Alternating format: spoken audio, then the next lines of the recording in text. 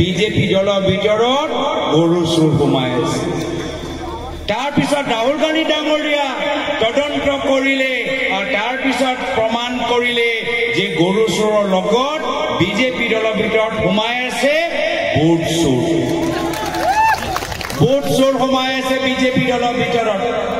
আৰু তাৰ পিছত আমি দেখা পালো এই পৰ্বতজৰাত কাৰো লগত আলোচনা নকৰাকৈ আদানী আম্বানী হাজাৰ হাজাৰ বিঘা মাটি বিক্ৰী কৰি দিলে।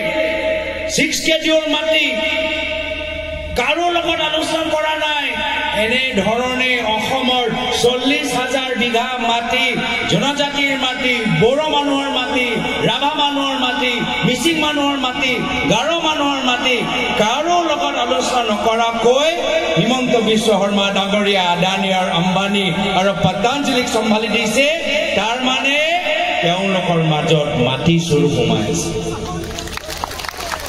চকু দিব কোনদিনা হিমন্ত বিশ্ব শৰ্মা ডাঙৰীয়া আপোনাৰ মাটি লৈ যায়, চুৰ কৰি লৈ যায়, আপোনালোকে গম নাপাব।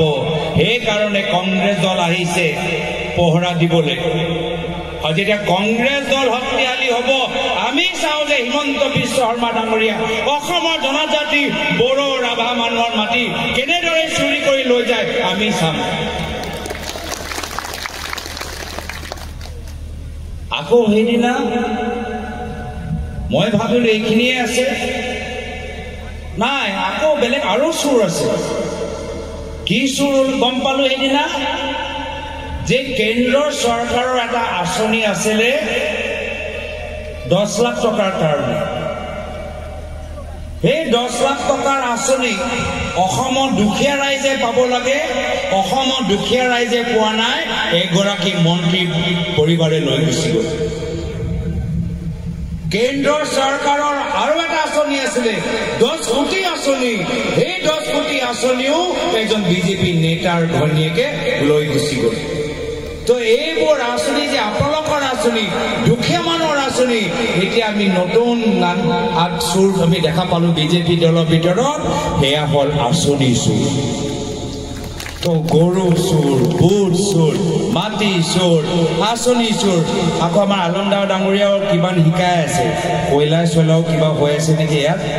কয়লা, গৰু, বালি, পাথৰ এইবোৰতো অলপ সোমাই আছে, নাজানো দেই, পিছত গৈ ধৰিম আমি কিন্তু ধৰিম। শ্ৰদ্ধা ৰাইজ, আপোনালোকক এটাই কথা কলো যে আমি ৰাজনীতি প্ৰায়ত তৰুণ গগৈদেৱৰ পৰা শিকি আহিছো। আমি ৰাজনীতি সিন্ডিকেট চলাবলৈ অহা নাই, আমি ৰাজনীতি বাগান খুলিবলৈ কৰা নাই, আমি ৰাজনীতি ৰিজৰ্ট খুলিবলৈ কৰা নাই, আমি ৰাজনীতি আদানী আম্বানীক সহায় কৰিবলৈ কৰা নাই।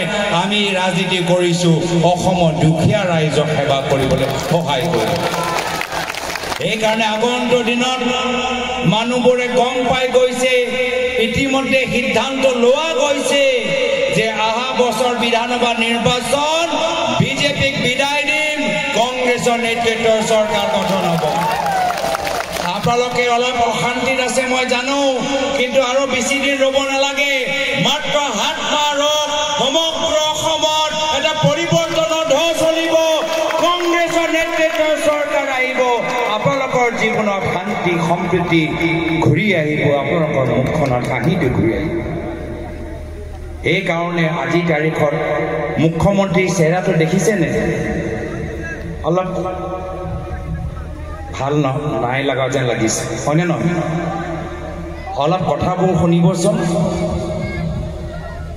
আজিকালি নাচায়ো বেয়া পাইছে, কোনোবা নাচিলেও তেওঁ আপত্তি। আমাৰ কংগ্ৰেছ মঞ্চত কোনোবা নাচিলেও তেওঁ আজি ইমান আপত্তি হৈছে।